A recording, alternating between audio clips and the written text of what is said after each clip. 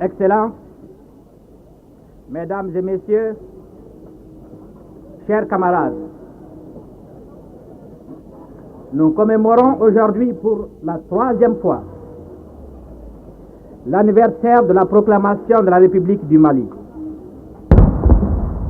Nos remerciements vont à tous ceux qui, par leur présence, ont tenu à nous manifester leur sympathie, ont voulu considérer que cette fête était la leur.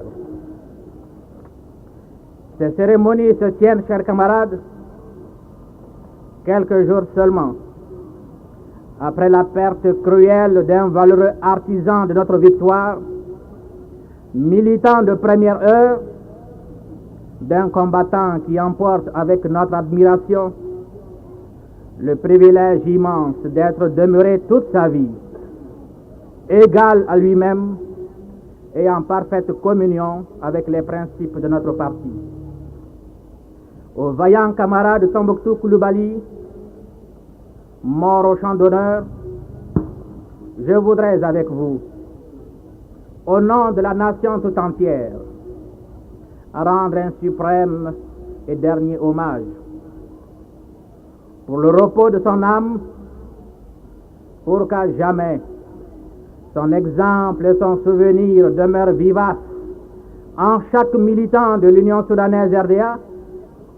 Je vous convie à observer une minute de silence. Merci.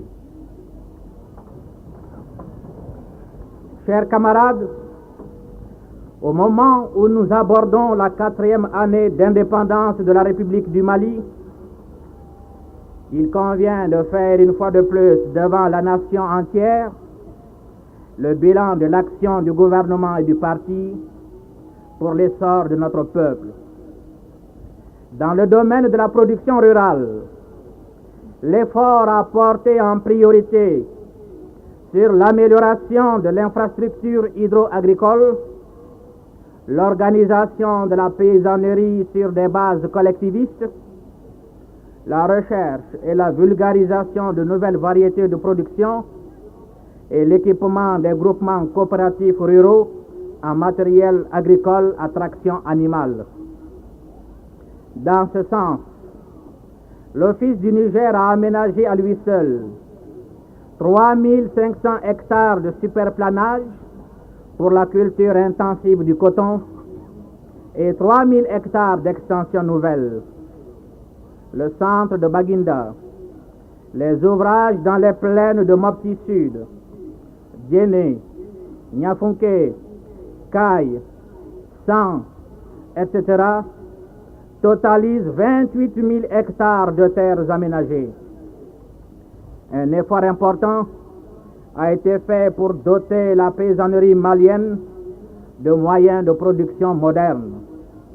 C'est ainsi que 19 000 charrues, 3 000 pulvérisateurs, 6 000 tonnes d'engrais et 25 000 tonnes d'insecticides furent mises à la disposition des paysans.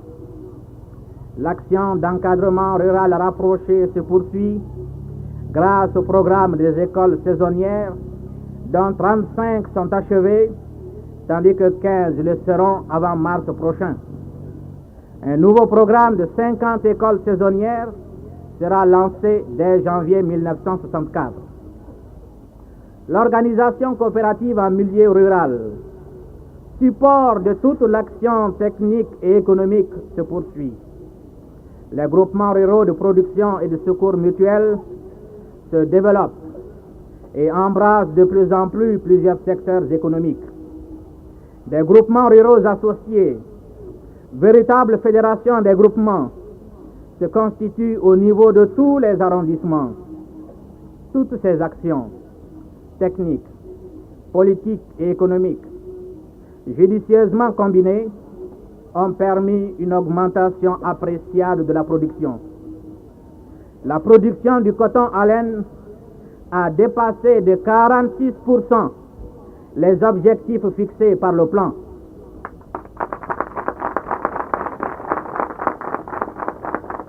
Dans le même temps, sa commercialisation est supérieure de 107% au niveau de la campagne précédente.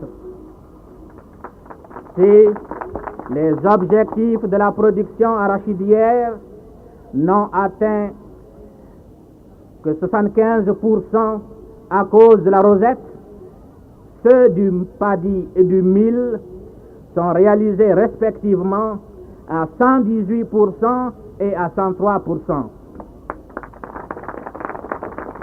L'année budgétaire du plan 1962-63 a été consacrée à l'achèvement des études des projets industriels, le génie civil, des abattoirs frigorifiques de Ségou et de Gao est exécuté à 50% et leurs équipements arrivés à Bamako.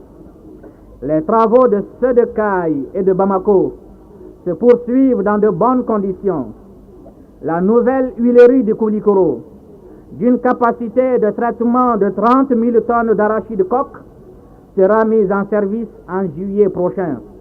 Sa savonnerie, d'une capacité journalière de 2 tonnes de savon de ménage et 1 tonne de savon de toilette, dotée également d'une installation de raffinage permettant de traiter 5 tonnes de beurre de karité par jour, sera achevée fin 64. La modernisation de la briqueterie de Manyambougou s'achève, tandis que les études des briqueteries de Djikoroni et de Ségou se poursuivent très activement.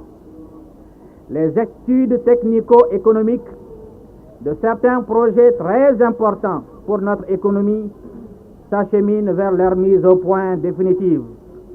Cimenterie, sucrerie, usine de céramique, fabrique de cigarettes, fabrique d'allumettes, rizerie de sang, modernisation des rizeries de sang, de Diafara Bay à Massina, de Kourouma à Bamako et de Nantaka à Mopti, marbrerie dans la région de Kenyeba. La meunerie de Tienfala sera prête à fonctionner pour la fin de 1964. Une fabrique de tapisserie dans les premiers cadres, 11 jeunes filles sont en formation en Yougoslavie, commencera à fonctionner dès le début de l'année prochaine. L'année 1963 sera donc en vérité l'année du grand boom du plan quinquennal de développement. C'est ainsi que plusieurs grands projets seront mis en chantier. Les travaux du lycée et de l'école normale, pouvant accueillir 1200 élèves dont 900 internes, débuteront dès janvier 64. L'école normale supérieure verra le jour au même moment.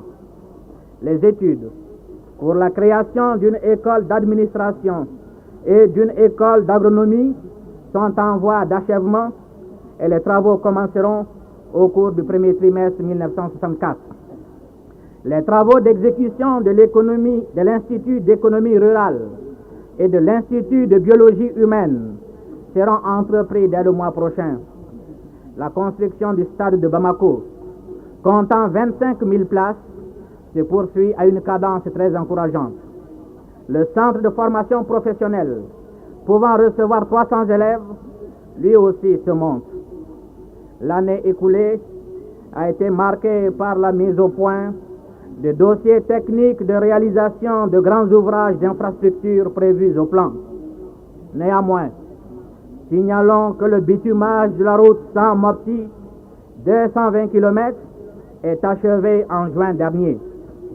Les projets dont la réalisation commencera dès la fin de l'hivernage sont les suivants. Bitumage de la route Bougouni-Sikasso-Zegwa, 2 milliards de francs, et de la route Kouchala-Sikasso avec pont sur le Bani-Fin à Koro, réalisation d'un pont sur le Bani à Douna, bitumage de la route Ségou-Blassan, bitumage de la route Sienso-Kemparana-Kouchala, aménagement d'une route en terre de Kaya Nyoro, achèvement de la route Bamako-Kilikoro. La Société Énergie de Mali mettra sous peu en service la centrale électrique de Sikasso, tandis que débuteront les travaux de réalisation du renforcement de la centrale de Bamako, l'électrification de Tombouctou, les travaux de construction de la centrale hydroélectrique de Sotuba pour une valeur de 2 milliards 400 millions. Les recherches minières du Bureau minier du Mali se poursuivent de façon très satisfaisante. Ainsi, ont été découvertes d'importantes réserves de calcaire pouvant entrer dans la fabrication du ciment, d'intéressants gisements de marbre, des gisements de kaolin sur lesquels sera édifiée l'usine de céramique, tandis que l'installation de traitement des phosphates de Tilemsi en vue de son utilisation par l'agriculture est en cours. La création de la monnaie nationale exigeait d'accentuer l'effort pour tirer le maximum de réserves d'or de notre sol, dont les possibilités sont soupçonnées depuis des années, mais dont la mauvaise exploitation dans les placers n'a apporté à ce jour aucun profit notable à l'économie nationale. Le bureau minier a repéré et localisé des filons aurifères dans les régions de Mendiani, de la Haute-Falémé, de Kenyeba, Yanfolila, Kalana, Tessalit, Indarest. Les réserves qui ont été évaluées sont très encourageantes pour la poursuite de la campagne. Parallèlement, les chantiers pilotes, à la fois chantiers écoles, ont été organisés par le service des mines pour définir sur le tas les conditions optimales de l'organisation de l'orpaillage en milieu paysan. Au cours de ces 2 années, 3 campagnes importantes ont été menées avec succès dans le domaine de la recherche pétrolière. Ces campagnes ont donné des résultats encourageants, décelant la présence de profondeur de fosses allant de 2000 à 4000 mètres, ce qui signifie que l'effort doit être poursuivi et il se poursuit. Dans le domaine de la construction, les résultats obtenus font apparaître très succinctement 320 km de routes à grande circulation, dont 260 km bitumées. Sur 2000 km de routes améliorées, 73 mètres carrés de bâtiments représentant 470 logements construits ou en voie d'achèvement et 220 prêts à l'habitat ont été accordés. 58 kW supplémentaires de puissance d'émetteurs de télécommunications multiplient par un coefficient voisin de 4 l'ancienne puissance de notre réseau. 1000 lignes supplémentaires sont venues renforcer le central téléphonique de Bamako. Dans le domaine de l'énergie, 250 kW de puissance nouvelle installée, centrale de Sikasso, et divers travaux de construction de lignes et d'installation d'éclairage public ont été réalisés, tandis que des installations représentant 5500 kW sont en chantier. Dans le domaine des mines, 75 millions de tonnes de matières premières pour matériaux de construction ont été étudiées. 600 000 km² de prospection aéroportée, 5 km² de prospection sismique et 1900 petits forages ont été effectués. Les investissements humains ont contribué dans la réalisation des ouvrages prévus au plan pour 400 millions de francs, sans compter les travaux entrepris sur l'initiative des populations pour la construction des écoles, de dispensaires, de réaménagement de routes, etc. S'il faut donner une idée du relèvement du niveau de vie de la population, il est intéressant de noter que la consommation d'énergie électrique a augmenté de 44%, celle d'essence de tourisme de 35%, celle de gasoil de 10%. Les effectifs de travailleurs relevant de la fonction publique accusent un accroissement de 38% pour les agents de cadre et de 72% pour les auxiliaires. Grâce au développement de nos sociétés d'État, le nombre de salariés est passé de 23 500 en 1960 à 35 000 en 1963, soit un accroissement de près de 60%. Voilà qui en dit assez sur l'accroissement du niveau de vie dans les villes et répond éloquemment aux spéculations théoriques sur le chômage dans les États africains. Le Code malien du travail et le Code de prévoyance sociale ont été élaborés et promulgués avec l'accord et la collaboration totale des travailleurs pour la protection des salariés et de leurs familles. Pour continuer d'adopter le langage des chiffres, il faut savoir qu'au terme de cette troisième année, le bilan présente en acquisition nouvelle 6 hôpitaux équipés, 12 centres médicaux, 10 maternités, 37 dispensaires de cercle, 49 dispensaires ruraux. La même politique de décentralisation, de multiplication et de modernisation a doté le Mali de 43 centres de protection maternelle et infantile, 8 grands centres d'hygiène, 7 centres de lutte anti-tuberculeuse. 41 centres anti-tuberculeux ont été mis en fonctionnement au niveau des cercles et dans quelques mois, ces comités auront achevé de s'étendre aux arrondissements. Faut-il ajouter dans ce domaine que 17 pharmacies nouvelles sont ouvertes à travers la République et que 21 centres sociaux nouveaux sont installés depuis 1960. Pour la même période, dans le domaine de l'enseignement, 565 classes nouvelles ont été ouvertes. 105 000 élèves feront leur rentrée scolaire en octobre prochain, contre 64 000 seulement en 1960. Les chiffres que voilà sont éloquents et sont loin des maquillonnages électoraux. Voilà, chers camarades, quelques-unes des nombreuses et importantes réalisations du Mali que le dynamisme de notre peuple et la multiplicité des tâches de chaque Malien ont pu faire échapper à notre attention. La politique sociale que nous menons est réelle. Elle est effective parce qu'elle est orientée exclusivement au bénéfice du peuple. Elle est irréversible parce qu'elle est le fruit savoureux de nos efforts propres. Elle est à long terme et en progression constante parce que partie intégrante de notre option du 22 septembre 1960 pour le système qui embrassera le monde, le socialisme.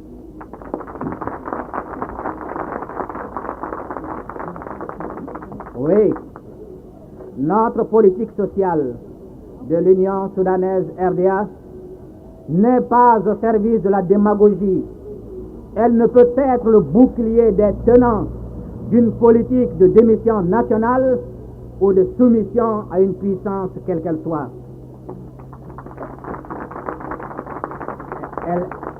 Elle est celle d'un peuple décidé à lever haut le drapeau national. Elle continuera d'être, grâce à vous, chers camarades, celle des Maliens qui veulent faire de leur pays un paradis à la mesure de leur patriotisme. Elle sera commandée par l'intérêt de l'ensemble, au sein duquel les intérêts particuliers n'auront d'autre issue que de s'intégrer, tout comme dans le domaine économique.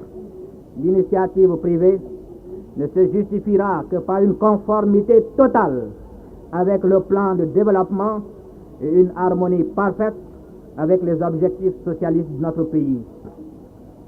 Là demeure le salut.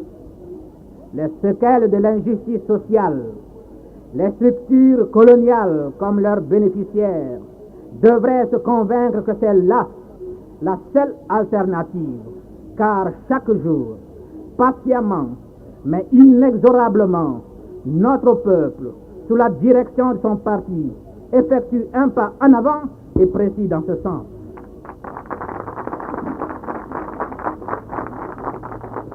L'obstination à fermer les yeux sur cette réalité peut être une erreur fatale, aussi vrai que le refus, en 1945, de prendre au sérieux les aspirations des Africains a précipité la liquidation du système colonial.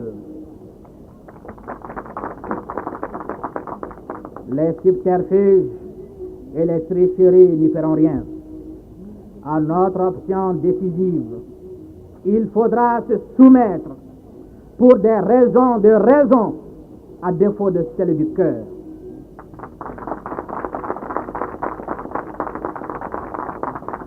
Notre choix n'a jamais été le coup de tête de l'enfant déçu, ni même le fruit de la colère au lendemain des événements d'août 1960.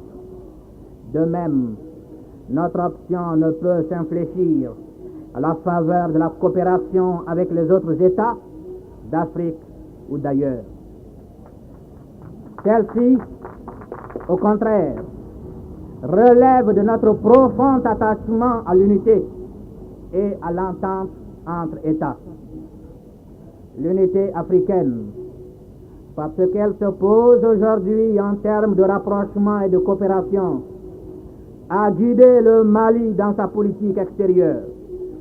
L'occasion nous a été donnée, en cette année 1963, de dissiper les nuages qui nous séparaient de nos frères de Mauritanie et de liquider progressivement le contentieux avec la République du Sénégal, laissant désormais la place à une collaboration franche et sans mélange entre nos deux gouvernements.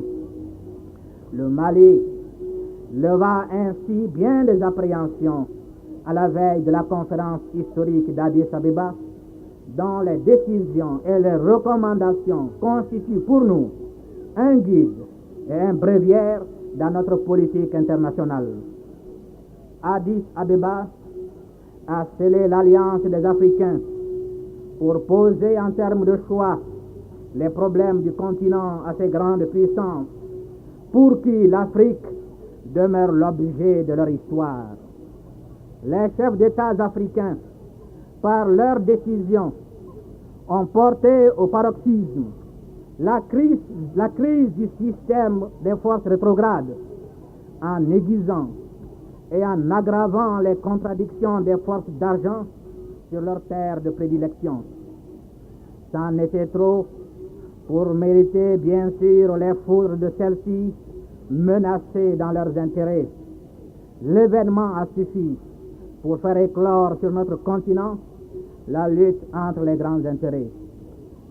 Dans les pays où le parti n'a pas conquis le pouvoir par la lutte des masses, où les dirigeants se sont assoupis sous les griseries de l'indépendance et dans la quiétude des palais avec une insouciance encouragée par la démagogie et la félonie des conseillers toujours incontrôlables, le risque était de voir couronner le mécontentement des peuples frères par l'ouverture de crises profondes dans lesquelles toujours les forces étrangères sont au moins concernées.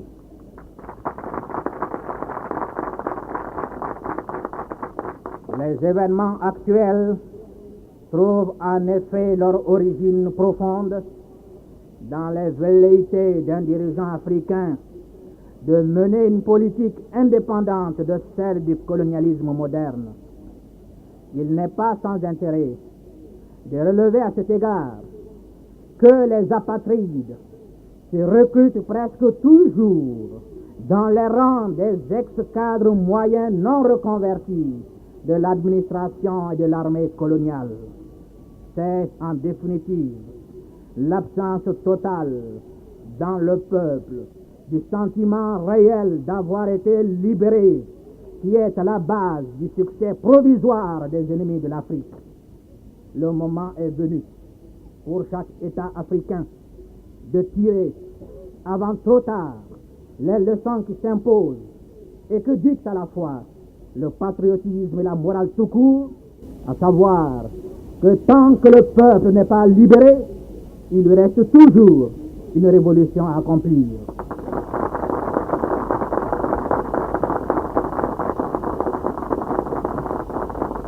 Si l'unité nationale demeure un préalable à l'unité africaine, cette dernière, qu'incarne l'organisation de l'unité africaine, est avant tout un refus du partage du continent entre les puissances étrangères, quelles qu'elles soient.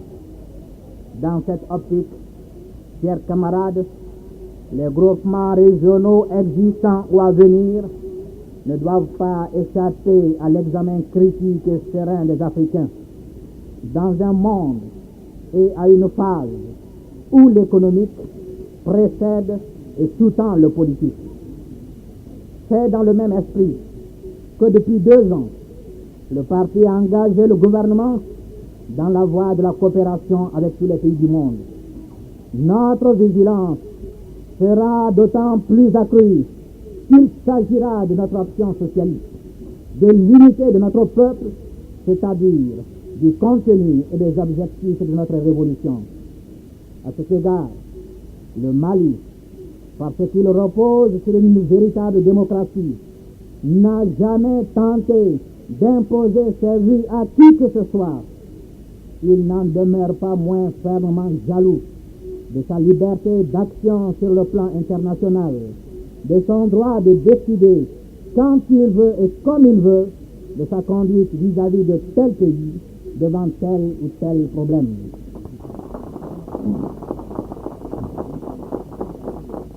C'est là le sens et le résultat des sacrifices que vous avez consentis à tous les nouveaux dans tous les domaines. Notre souci demeure grand de limiter et d'éliminer les risques d'éclatement d'un conflit. Et c'est en conformité parfaite avec notre conscience que nous ne cesserons de lutter en faveur de l'égalité entre les peuples et entre les nations. C'est pourquoi la République du Mali a adhéré au traité d'interdiction des essais d'armes nucléaires dans l'atmosphère et sous l'eau, qui constitue un pas en avant dans la voie du désarmement.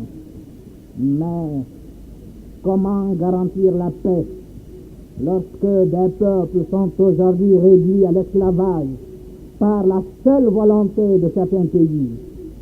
Qui garantira au peuple du monde la paix alors que la nation la plus peuplée du monde, la République populaire de Chine, est systématiquement écartée de l'Organisation des Nations Unies?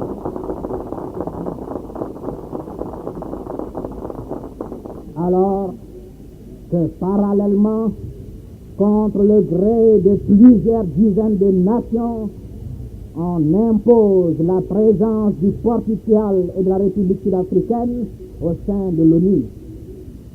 Hérésie qui autorise à se demander si la morale internationale a encore une prise sur certaines nations. D'autre part, comment conjurer la guerre et interdire aussi l'accès du traité de Moscou à la République cubaine, dont le seul crime est d'avoir édifié sur son sol le socialisme au sein du continent américain?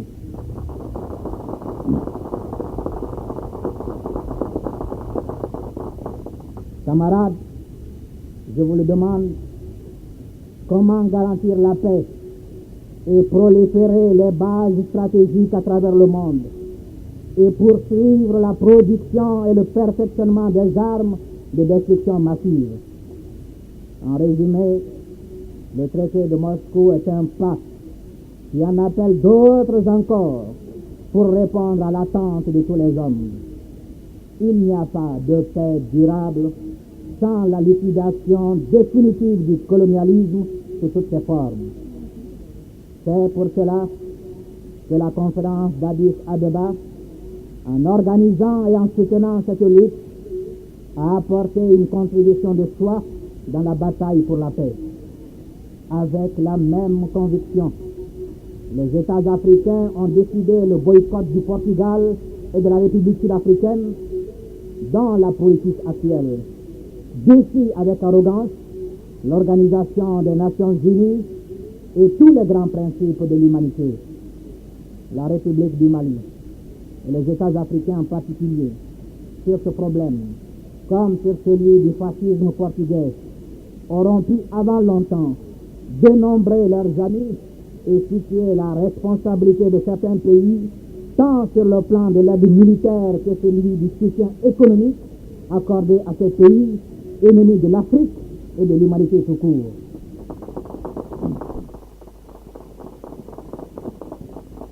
Notre parti et notre gouvernement, en ce qui les concerne, tireront alors de cette analyse les conclusions qui guideront la politique extérieure du Mali.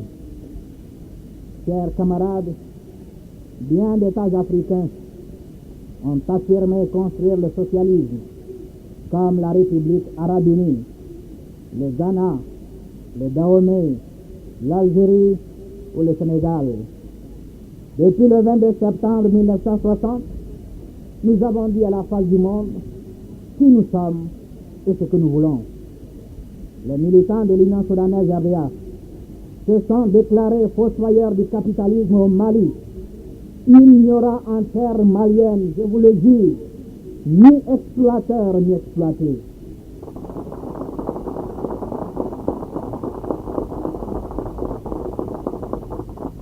Il ne peut y avoir d'autre loi que celle de la population laborieuse. De cela, il est temps que les attardés se convainquent, car les intérêts particuliers doivent se satisfaire des solutions dictées par l'intérêt de tout le peuple. Les tricheurs, tôt ou tard, auront à subir cette règle qui ne saurait souffrir d'exception. Opter pour le socialisme, c'est faire du travailleur le propriétaire des moyens de production, le maître de la production. À cet égard, des comités d'entreprise mis en place par les travailleurs eux-mêmes se préparent à prendre cette responsabilité déjà reconnue par la législation en vigueur. Nous osons espérer qu'ils ne nous décevront pas. Dans les campagnes, la coopération agricole avance à grands pas par l'installation des groupements ruraux dont beaucoup fonctionnent de manière satisfaisante. Dans les autres secteurs de la coopération, notre politique ferme de socialisation a été circonscrite aux producteurs eux-mêmes, en dehors de tout autre exploiteur préoccupé à s'enrichir comme sous le régime colonial. Le travail à l'honneur, les travailleurs maîtres de la production, avec pour conséquence l'éviction et la conversion des parasites quels qu'ils soient, et l'affranchissement des citoyens maliens du sud et du nord, de l'homme ou de la femme, constitueront quelques traits fondamentaux de l'action de notre parti. Mais la construction du socialisme n'est pas chose facile. Une fois réalisé le programme minimum de socialisation des moyens de production, l'écueil qui compte déjà des victimes en Afrique réside dans la lutte contre nous-mêmes, c'est-à-dire contre les complexes créés en nous par plusieurs décades d'un système de dépersonnalisation de l'humain.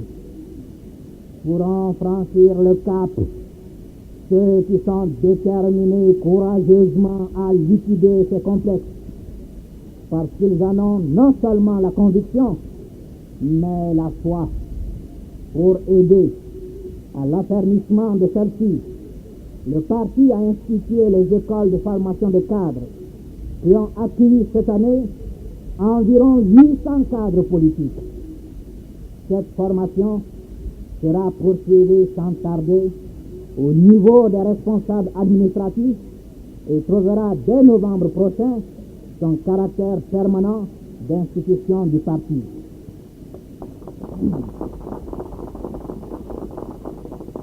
Ceux qui, par contre, se laissent aller au plaisir de la chair et du ventre, à la satisfaction intégrale de leurs habitudes de vie faciles, pourront faiblir et devenir les agents de ceux qui sont hostiles au mouvement socialiste en général et à l'option du Mali en particulier. C'est toujours auprès de cette catégorie que fleurissent les plaintes habituelles de manque de marchandises de dernière nécessité, les propos démobilisants et néfastes pour les militants. C'est une raison supplémentaire de resserrer toujours plus autour d'eux une surveillance de tous les instants. Il faut donc, camarades, faire preuve d'une extrême vigilance, d'une fermeté à toute épreuve, et quelquefois d'une extrême rapidité pour rendre justice au peuple et au parti, sans même se référer à la direction du parti.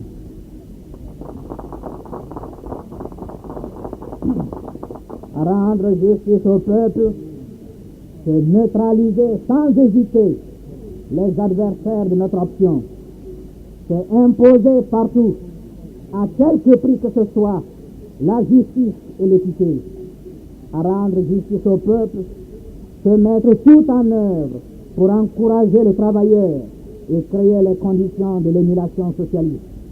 Rendre justice au peuple, c'est s'opposer par tous les moyens aux profiteurs, aux attardés inconvertis. Rendre justice au peuple, en définitive, c'est prendre ses responsabilités à chaque instant. C'est ici que je veux m'adresser aux cadres jeunes de notre pays pour m'inquiéter avec eux des moments où les choses dans l'ensemble affectaient l'allure d'une course aux avantages matériels.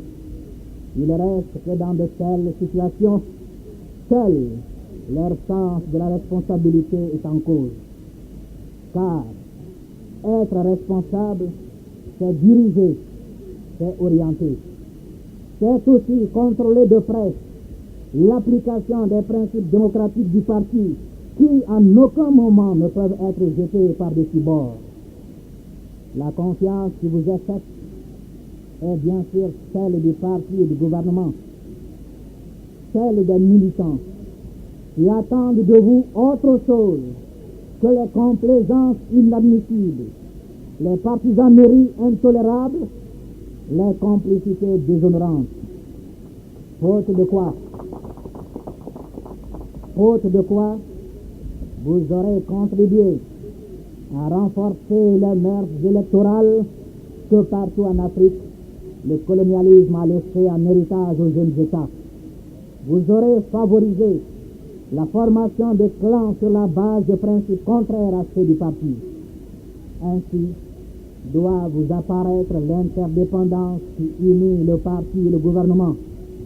Si le parti a mis en place les directions nationales qu'il soutient, par leur travail, les directeurs nationaux des services des sociétés d'État, les cadres de commandement ont le devoir impérieux de renforcer le parti en levant bien haut le drapeau de l'Union soudanaise RDA.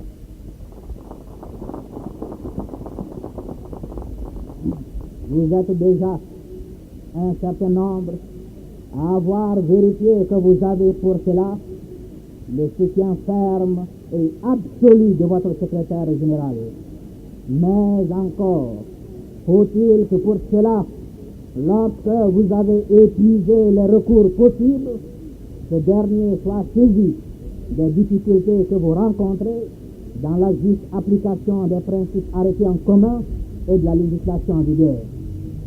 C'est vous que le parti et le gouvernement ont choisi pour inscrire dans les faits les options et les objectifs de notre peuple.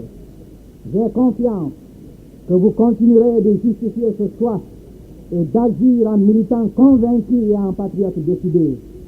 Vous saisirez la portée de votre rôle en vous souvenant toujours que vos actes faciliteront l'acceptation par le travailleur des lourds sacrifices exigés par notre option et conditionneront en définitive l'accélération de la prise de conscience. Les succès que vous avez déjà inscrits à l'actif de notre parti et de notre gouvernement sont prometteurs pour l'avenir des services de la République du Mali où, la garantie politique étant préalablement acquise, seule la compétence au travail, la conscience professionnelle doivent régner en maîtres absolus. Camarades de l'Union soudanaise RDA, vous savez que je n'ai pas l'habitude de cacher ou de déformer la vérité. Élu secrétaire général du parti en 1947, partout j'ai passé, je n'ai pas manqué de dire à nos sympathisants que pour rejoindre les rangs de l'Union soudanaise RDA, il fallait accepter d'avance le sacrifice de ses intérêts personnels, de sa liberté et même de sa vie. Lorsque nos jeunes, nos travailleurs, nos paysans, nos anciens combattants et nos sœurs demandèrent l'indépendance, j'ai également signalé les exigences de celle-ci. J'ai dit notamment qu'elle ne doit pas être celle du chien de garde, mais la liberté réelle, avec ici encore tout ce que cela exige de renonciation, de discipline et de vigilance. Enfin, lorsqu'ils ont estimé ne pouvoir transiger plus longtemps avec le principe de l'indépendance économique, votre secrétaire général, au nom du Bureau politique national, a largement informé les Maliens des difficultés en perspective qui nécessiteront des privations librement acceptées, la renonciation aux privilèges, même camouflés sous le vocable des lois acquis, et la foi ardente dans le succès de notre option socialiste. À chaque fois, le parti s'est engagé dans la voie que le militant a indiquée. Il vous appartient aujourd'hui à chacun, jeunes, vieux, femmes, officiers, sous-officiers et soldats de l'armée malienne, jeunes du service civique, miliciens, brigadiers de vigilance, travailleurs de l'État et du secteur privé, paysans, éleveurs, commerçants et pêcheurs, de ne pas oublier un seul instant votre choix que vous avez librement exprimé. Camarades, vous vous devez d'en être les gardiens vigilants et jaloux pour rester fidèles au serment que vous avez fait à la face du monde, c'est-à-dire tout accepter pour que vive et prospère le Mali, notre Mali.